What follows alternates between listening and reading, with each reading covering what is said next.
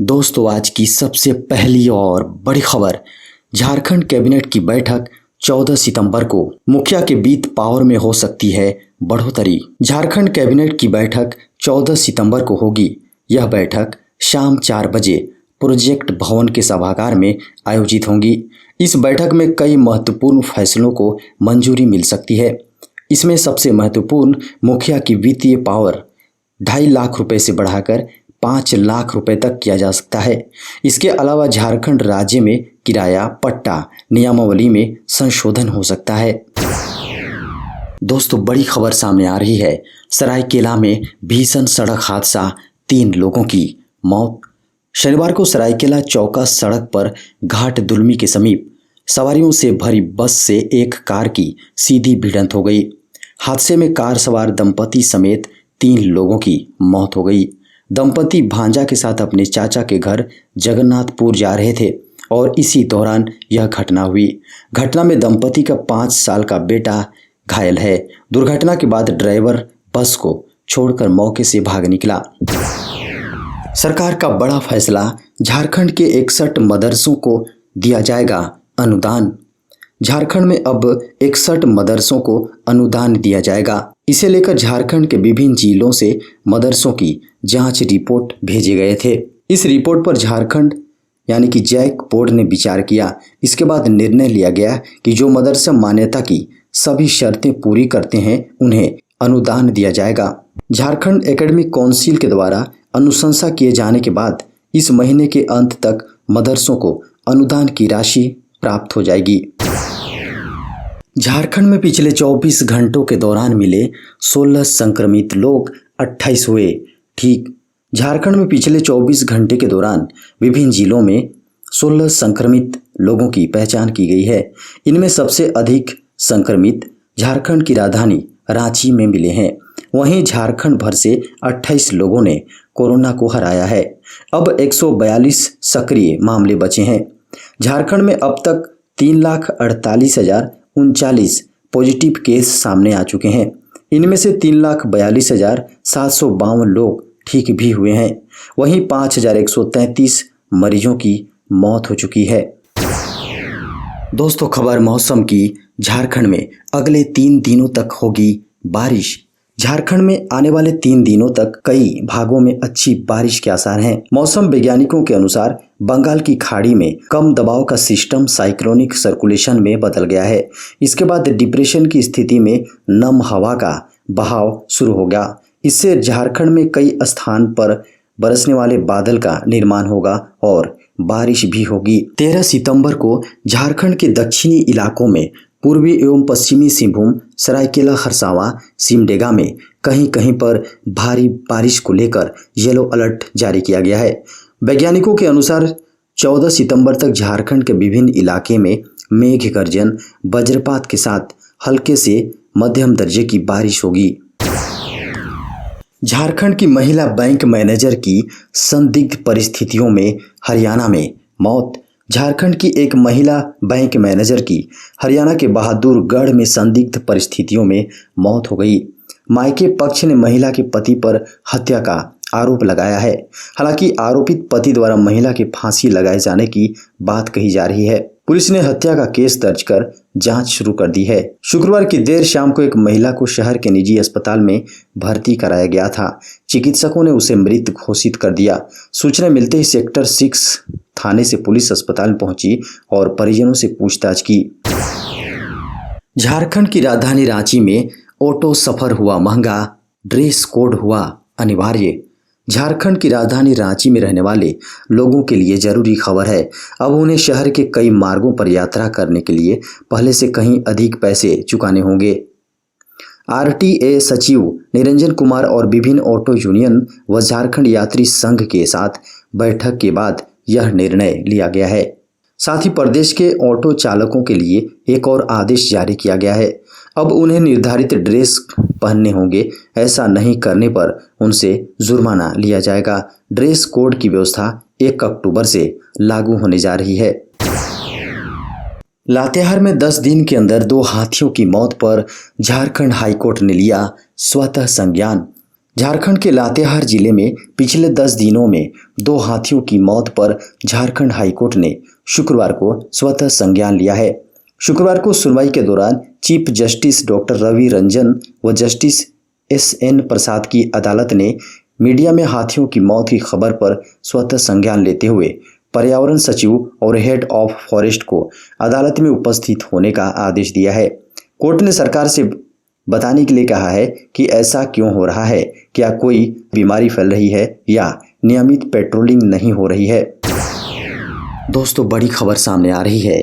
Cabinet द्वारा नियमावली पास होने में हो रहे विलंब के कारण बढ़ी पारा शिक्षकों की चिंता। झारखंड के एकीकृत पारा शिक्षक संघर्ष मोर्चा का एक शिष्टमंडल मंत्री जगन्नाथ महतो से मिला और उनके अविलंब नियमावली कैबिनेट से पारित करवाकर लागू करवाने का आग्रह किया है।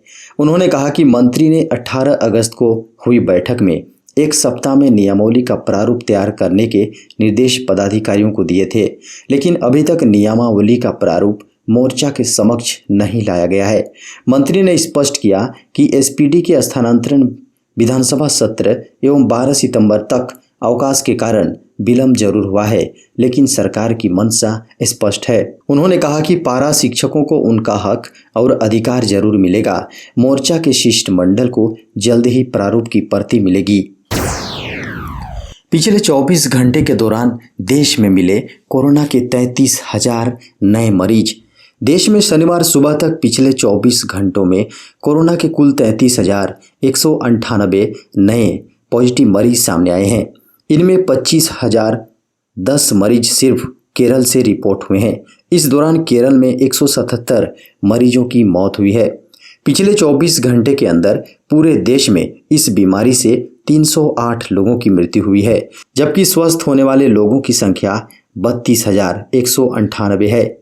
स्वास्थ्य मंत्रालय के अनुसार देश में पॉजिटिविटी दर में थोड़ी बढ़ोतरी हुई है। पिछले 24 घंटे में पॉजिटिविटी दर 2.10% रही है। स्वास्थ्य मंत्रालय के अनुसार देश में अब तक कोरोना के कुल 3,32,00,000 से अधिक मामले सामने आ चुके हैं।